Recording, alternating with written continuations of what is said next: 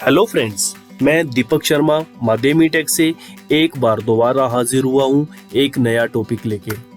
आज से मैं AWS की एक सीरीज स्टार्ट करने जा रहा हूँ। तो जो आज का मेरा टॉपिक रहेगा वो है कि EC2 में इंस्टेंस कैसे क्रिएट होता है। तो ये जानने के लिए मेरा वीडियो अंत तक देखें। अगर अभी तक आपने मेरे चैनल को सब्सक्राइब नहीं किया है तो प्लीज नीचे दिए गए रेड बटन पे क्लिक करें और साथ में बेल आइकन को दबाएं ताकि सबसे पहले आप मेरे वीडियो देख सकें। धन्यवाद। तो चलिए फ्रेंड, स्टार्ट करते हैं हम अपना प्रैक्टिकल। आज मैं एक नई सीरीज स्टार्ट करने जा रहा हूं जिसका नाम है AWS, जैसा कि मैंने अपने स्टार्टिंग में आपको बताया था।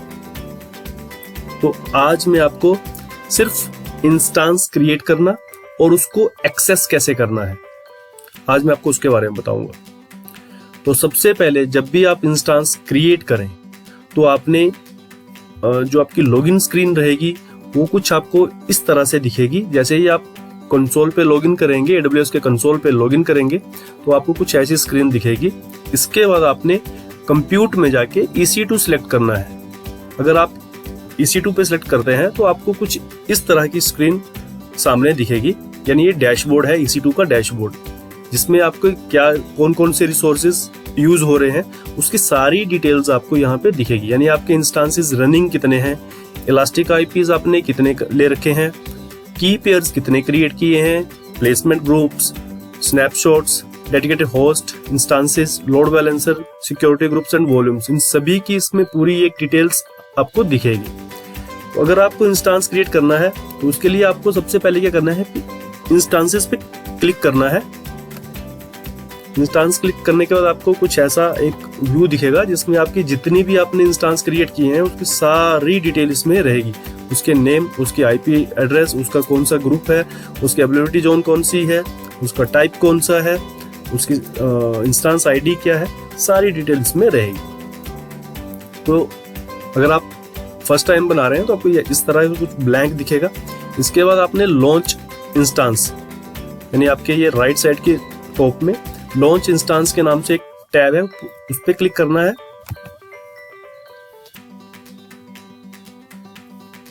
जो नेक्स्ट स्टेप आएगा वो होगा हमारे को AMI मतलब इमेज को सिलेक्ट करने के लिए। तो अभी ये मेरा अकाउंट जो है ये फ्री टियर एलिजिबल है, तो इसलिए मैं आपको सिर्फ ओनली फ्री टियर इमेज लेके इंस्टेंस क्रिएट करना बताऊंगा। अदरवाइज लाइव में आपने अपने रिक्वायरमेंट के हिसाब से विंडोज का, लिनक्स का, उबंटू का या फेडोरा का जो भी आपको चाहिए होगा वो सारे के सारे इसमें AMI ऑलरेडी बिल्ट है, तो आपको कोई भी एक पिक कर सकते हैं। तो मैं लिनक्स 2 यानी जो कि फ्री एलिजिबल है उसको सिलेक्ट करूंगा। उसके बाद जो स्टेप आएगा वो होगा इंस्टेंस टाइप सिलेक्ट करने के लिए। मतलब आपको vCPU कितने चाहिए, रैम कितनी चाहिए और आपको vCPU और मेमोरी कौन सी चाहिए आपके रिक्वायरमेंट के हिसाब से। मतलब आपको 2GB रैम चाहिए, 1GB रैम चाहिए, 4GB रैम चाहिए, 8GB या 16GB, या इससे भी अगर बड़ा सर्वर बनाने हैं आपने तो ये आपके रैम उस हिसाब से आपको मिलेगा। तो जैसा कि मैंने आपको बताया ये मेरा फ्री टियर अकाउंट है, तो मैं only free tier instance type लूंगा, सिलेक्ट करूंगा और जैसे कि ऑटोमेटिकली सिलेक्टेड है T2 माइक्रो, तो मैं इसको नेक्स्ट करता हूं। नेक्स्ट करने के बाद ये क्या पूछेगा कि कॉन्फ़िगर इंस्टेंस डिटेल। अब इसमें मेरे को इसकी डिटेल्स करनी है कि मेरे को नंबर ऑफ सर्वर्स कितने चाहिए। अगर मेरे को एक या एक से ज्यादा चाहिए होंगे तो मेरे को यहाँ पे नंबर्स लिखने हैं, 2, 3, 4 जितने भी मेरे को सर्वर चाहिए जो मेरी रिक्वायरमेंट होगी। उसके बाद अगर आप एक उसको परचेज करना चाहते हैं तो रिक्वेस्ट सपोर्ट इंस्टेंस कि अगर मेरे का इतना करंट अभी ये रेट चल रहा है तो इस रेट पे अभी आपको ये मिलेगा। या फिर आप इसमें रख सकते हैं अपनी साइड से, इनको बिड लगा सकते हैं कि मेरे को यहाँ पे वो रेट आप टाइप कर देंगे कि मेरे को इतना सेंट्स या इतने होगा, तो मेरे को ये आप परचेज में ऑटोमेटिकली परचेज हो जाए। तो मैं इसको अनटिक करता हूं। अभी मेरा फ्री टायर है तो मुझे ऐसा कुछ करना नहीं है। उसके बाद नेटवर्क वीपीसी। तो ये वीपीसी क्या है, ये मैं आपको अपने नेक्स्ट जो वीपीसी का एक टॉपिक आएगा तो उस टाइम पे मैं आपको इसको क्लियर कर दूंगा कि वीपीसी क्या है।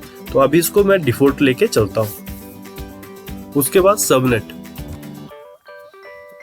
तो सबनेट क्या है, ये जब मैं आपको अवेलेबिलिटी जोन के बारे में बताऊंगा उस टाइम पे आपको क्लियर कर दूंगा कि ये अलग अलग क्यों दिख रही हैं, या अलग अलग जोन्स कौन सी हैं, या अलग अलग सबनेट्स कैसे हैं, या क्या है। तो अभी फिलहाल इसको मैं नो प्रेफरेंस रखता हूँ कि AWS जो है वो अपने आप मुझे एक अवेलेबिलिटी जोन जो भी उसकी इस वक्त नियरेस्ट या जो भी जिसमें भी लेटेंसी कम होगी उसको सिलेक्ट कर लेगा ऑटोमेटिकली।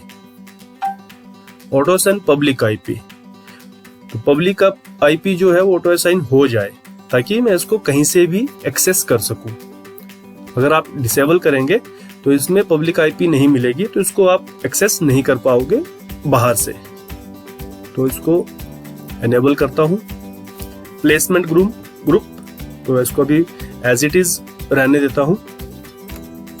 डोमेन जॉइन डायरेक्टरी, मतलब AD है तो इसको अभी भी फिलहाल मैं वैसे ही रखता हूं, नो डायरेक्टरी। IAM रोल, मैंने अभी IAM रोल कोई क्रिएट नहीं किया है तो इसको भी नन रखता हूं, क्योंकि जब मैं IAM आपको पढ़ाऊंगा तो IAM क्या है और इसके रोल्स, इसकी पॉलिसीज क्या है, वो आपको एक बार मैं क्लियर करूंगा अपने नेक्स्ट टॉपिक पे। बाकी की जितनी भी इसकी प्रॉपर्टीज हैं उसको एज इट इज रहने दीजिए और ऐड स्टोरेज पे करेंगे अभी क्लिक हमने। अभी तक हमने सिर्फ रैम को ऐड करा है, अभी हमने इसकी स्टोरेज ऐड करनी है। तो बाय डिफॉल्ट जो इसकी साइज रहती है वो रहती है 8 GB, बट इसको हम इंक्रीज कर सकते हैं। अगर आपको 100 GB चाहिए होगा स्पेस तो आप यहाँ पे 100 GB टाइप कर सकते हैं। बट मेरा फ्री टियर अकाउंट है तो मैं 8 GB यानी जो बाय डिफॉल्ट है वो लेके चलता हूँ ताकि कहीं बिलिंग का कोई चक्कर ना पड़े। इसके बाद टैग्स नेक्स्ट करेंगे तो आपका ऐड टैग के एक ऑप्शन आएगी। तो इसमें क्या रहेगा कि आप मल्टीपल आपने 50 या 50 से ज्यादा इंस्टांस क्रिएट किए हैं तो इंस्टांस क्रिएट जो होते हैं उनकी एक यूनिक आईडी बनती है, पर आईडी से हमें किसी चीज को आइडेंटिफाई करना थोड़ा सा मुश्किल हो जाता है। तो इसलिए हम इसमें टैग देंगे ताकि ये मेरा सर्वर कौन सा है या इसको हम यूनिक नाम दे सकते हैं। तो इसमें रहेगा नेम। अब मेरे को ये वेब सर्वर बनाना है, मादेमी वेब सर्वर। तो अब इसको मैं आइडेंटिफाई कर सकता हूँ नेम से कि ये मादेमी यानी मादेमी का वेब सर्वर है। ओके, उसके बाद कॉन्फ़िगर सिक्योरिटी ग्रुप्स। अब सिक्योरिटी ग्रुप्स क्या है? सिक्योरिटी ग्रुप्स बेसिकली ये फायरवॉल है। इसमें हमने जो पोर्ट है वो ओपन और क्लोज करने हैं। जो हमारी रिक्वायरमेंट होगी वही पोर्ट हम ओपन करेंगे, बाकी सारे पोर्ट हम बाय डिफॉल्ट सारे जो इनबाउंड पोर्ट्स होते हैं वो सारे के सारे ब्लॉक होते हैं। तो हमने वो 1 by 1 जो हमारी रिक्वायरमेंट होगी हम वो सिलेक्ट करेंगे। तो सबसे पहले मैं इसका जो डिफॉल्ट वाला है वही लेता हूँ। जब मैं नया एक क्रिएट करूँगा, ग्रुप क्रिएट करूँगा, उस टाइम पे आपको एक पूरा इसका ब्रीफिंग करवा दूंगा तो आपको ये समझ आ जाएगा। अभी मैं डिफॉल्ट लेके चलता हूँ और डिफॉल्ट में आप ये देख सकते हैं मैंने लगभग सारे के सारे पोर्ट ओपन रखे हैं फिलहाल के लिए। रिव्यू जो हमने अपना सिस्टम क्रिएट किया है तो उसकी सारी डिटेल्स आप यहाँ पे देख सकते हैं। उसकी रैम, उसके पोर्ट कौन से ओपन है, उसका सिक्योरिटी ग्रुप कौन सा है, उसका इंस्टांस टाइप कौन सा है, वो सारी डिटेल आपको यहाँ पे मिलेगी। स्टोरेज कितनी है, टैग आपने क्या दिया है, वो सारे उसके बाद लॉन्च कर देंगे। हाँ, अब जो ये स्टेप है ये बहुत ही ज़्यादा इम्पोर्टेंट स्टेप है। तो फ्रेंड्स अगर ये आप यहाँ पे आप गलती करते हैं तो वो चीज़ फिर दोबारा उसको आप रिकवर नहीं कर सकोगे। तो इस चीज़ को आप ध्यान से देखना। अगर आप फर्स्ट टाइम बना रहे हैं इंस्टांस तो आप इसके लिए एक न्यू की पेयर जो है क्रिएट कर सकते हैं। अदरवाइज आपके पास अगर है तो आप उसी को ही यूज कर सकते हैं। तो मैं क्रिएट करता हूं न्यू की के नाम से और डाउनलोड कर लेता हूं। अगर ये की आपकी डिलीट हो जाती है तो आप बेसिकली अब मतलब एक मोटे शब्दों में आपको समझा दूं कि अगर आप ये डिलीट कर लेते हैं तो आप जो इंस्टेंस है उसको आप लॉगिन नहीं कर पाओगे। तो इसलिए इस की को संभाल के रखना है और करेंगे लॉन्च इंस्टेंस पे क्लिक। तो आप ये देख सकते हैं कि इसने मेरा इंस्टेंस जो है वो क्रिएट कर दिया है। तो अभी हम बॉटम में जाएंगे और वहां पे व्यू इंस्टेंसेस पे क्लिक करेंगे। तो आप ये देखेंगे पहले ये ब्लैंक स्क्रीन दिख रही थी, अभी जो है मेरी एक मशीन इसमें दिख रही है और जिसका नाम है मादेमी वेब सर्वर। इंस्टेंस आईडी ये है। इंस्टेंस स्टेट अभी पेंडिंग आ रहा है क्योंकि उसको अभी ये बूट कर रहा है, इनिशियलाइज कर रहा है। जैसे ही इनिशियलाइज हो जाएगा तो ये आपकी इमेज को यहाँ पे रनिंग में बता देगा। अभी मेरा इंस्टेंस टाइप कौन सा है, T2 माइक्रो, नो अलार्म्स, मैंने कोई अलार्म सेट नहीं कर रखे हैं इसमें। और अवेलेबिलिटी जोन इसने ऑटोमेटिकली मेरे को US ईस्ट 1A, आपने वहां पे शायद E तक देखी थी, ABCDE, तो इसने अपने आप ऑटोमेटिकली मेरे को 1A east 1A availability zone assign कर दी है। पब्लिक DNS, पब्लिक IP, ये मेरी पब्लिक IP है। अब इस IP से मैं कहीं से भी इसको एक्सेस कर सकता हूं। इलास्टिक IP, अभी मैंने कोई इलास्टिक IP नहीं ली है। अदरवाइज आप जब भी लाइव सर्वर बनाओगे तो आपको इलास्टिक IP से ही काम करना है। मॉनिटरिंग डिसेबल्ड है क्योंकि मैं अभी मॉनिटरिंग नहीं कर रहा हूं इसकी।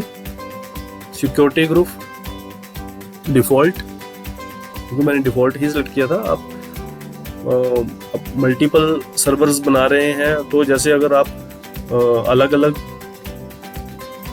कंपनीज के या सर्वर्स के बना रहे हैं डिपार्टमेंट के, तो डिपार्टमेंट के हिसाब से भी आप सिक्योरिटी ग्रुप्स ऐड कर सकते हैं। की नेम जो मेरी की रहेगी, जो इसके साथ कोलैबोरेट हुई है, और लॉन्च टाइम, ये कब लॉन्च हुई है। तो अभी हम देखते हैं स्टेट। तो जो इंस्टेंस स्टेट है वो आ रही है रनिंग। मतलब अभी मैं अपने इसको कनेक्ट कर पाऊंगा एक बार। जैसे आप इस पे क्लिक करोगे तो आपकी इसकी सारी डिटेल्स यहाँ पे आएंगी।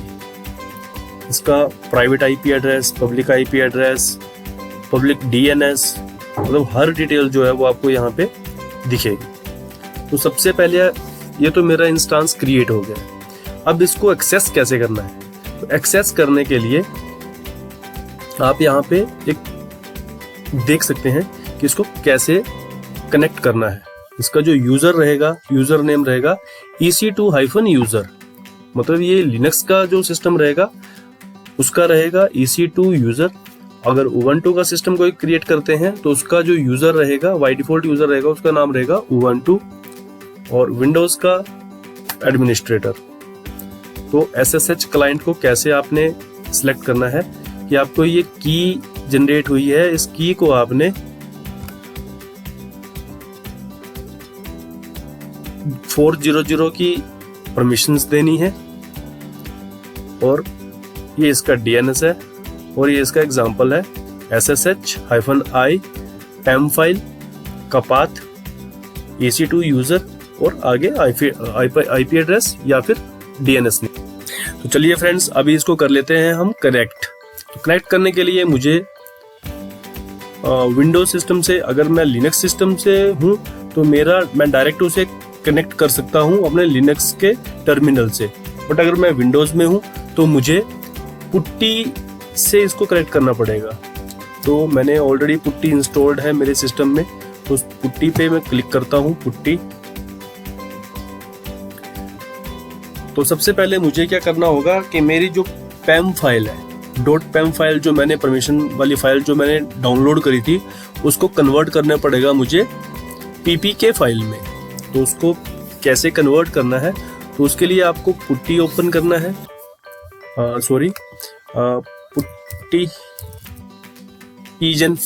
पुट्टीजन इस पे क्लिक करना है और यहाँ पे मेरे को करना है लोड।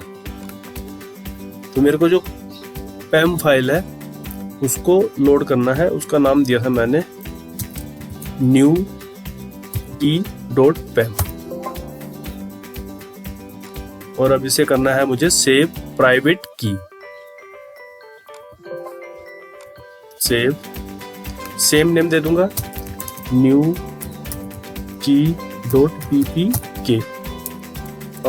PPK लगाने की जरूरत नहीं होगी क्योंकि मेरा ऑलरेडी एक्सटेंशन नीचे है।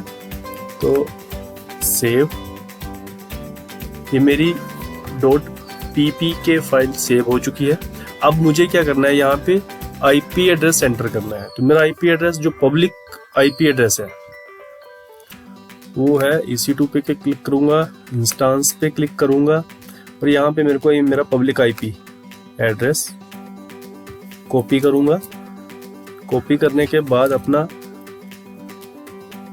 पुट्टी पे आके यहाँ पे IP address port number 22 SSH। अभी मुझे क्या करना है, वो जो PPK फाइल मैंने क्रिएट करी थी उसको अटैच करना है इसके साथ। SSH पे क्लिक करूंगा नीचे, इसके आगे आपको ये दिख रहा होगा ऑथ को एक्सपेंड करूंगा, ऑथ पे क्लिक करके ब्राउज करूंगा। जो भी मेरी की होगी, तो मेरे इस केस में मेरी जो की का नेम है वो है new-key। सिलेक्ट करूंगा और ओपन करूंगा। तो ये आप देखेंगे कि मेरा ये अभी कनेक्ट हो चुका है। लॉगिन एज, मैंने आपको बताया था इसका यूजर नेम रहेगा बाय डिफॉल्ट EC2-user। डन, मेरा कनेक्ट हो चुका है। अब इसमें मैंने इसका जो नाम दिया था वो था मेरा मादेमी वेब सर्वर। तो मैं इसमें एक वेब पेज क्रिएट करता हूं ताकि मैं आपको इसे वेब पेज को एक्सेस कैसे करना है या उसको कैसे ये वर्क करेगा वो भी आपको एक बार दिखा देता हूं। तो सबसे पहले मैं इसके रूट में लॉगिन हो लेता हूं। sudo -i,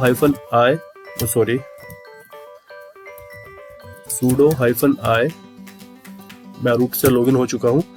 अभी yum update, no package for update क्योंकि मेरा ऑलरेडी अपडेटेड है। तो यहाँ पे मेरे को HTTPD सर्वर इंस्टॉल करना पड़ेगा। तो उसके लिए कमांड है yum install httpd-y।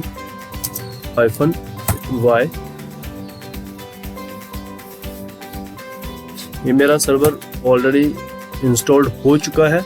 अब मुझे इसका वेब पेज क्रिएट करना है। तो उसके लिए है nano where www.html और यहाँ पे index.html फाइल मेरे को क्रिएट करनी है। यहाँ पे मुझे वेब पेज क्रिएट करना है। सिंपली मैं कुछ लिखूंगा इसमें, this is my first web page on AWS। इसको सेव करूंगा। सेव करने के बाद मेरे को HTTPD की जो सर्विसेज है उसको रीस्टार्ट करना है ताकि ये पेज जो है वो उसको मतलब मेरा जो ये रन हो जाए।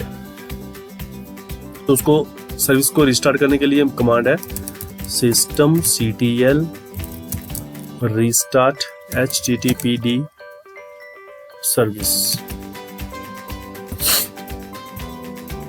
इसका स्टेटस एक बार चेक कर लेते हैं। स्टेटस, तो ये आप देख सकते हैं कि मेरा जो वेब सर्विस है वो भी रनिंग में है। तो अब इस सेम आईपी को मैं अपने ब्राउजर से एक्सेस करने की कोशिश करता हूँ। तो आप ये देख सकते हैं कि मेरा जो मैंने वेब पेज अपने क्लाउड सर्वर पे क्रिएट किया है उसको मैं इजीली अपने ब्राउजर से कनेक्ट कर पा रहा हूँ। सेम चीज अगर आप इसके डीएनएस सर्वर को, डीएनएस नेम को अगर उठाते हैं आप तब भी इसको एक्सेस कर पाएंगे।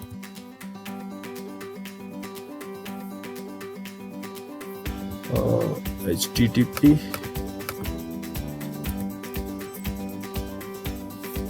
Okay, this is my first web page on AWS।